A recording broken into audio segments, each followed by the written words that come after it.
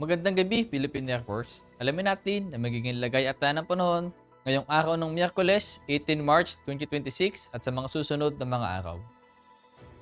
Para sa ating synoptic situation, wala naman tayong minomonitor na low pressure area sa loob at labas ng ating Philippine Area of Responsibility.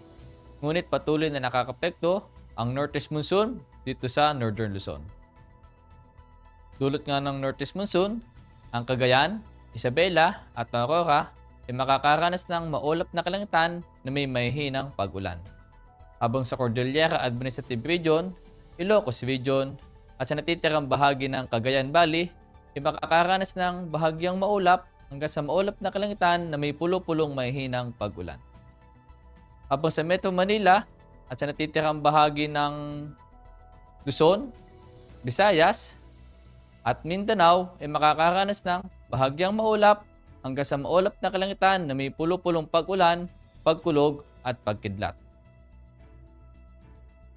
At para naman sa magiging lagay at tayo ng panahon sa susunod na 3 araw dito sa Metro Manila, Cavite, Lipa City, Angeles, Puerto Princesa, Kalayaan Island,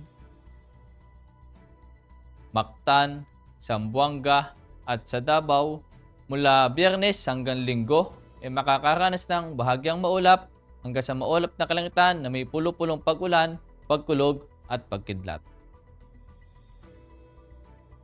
Ang araw ay lulubog mamayang 18:07 at sisikat bukas ng 06:01.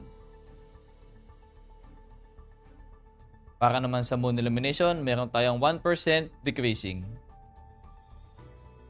At para manatiling updated sa lagay at taya ng panahon, i-follow lamang ang Air Force Weather Center sa aming official social media accounts.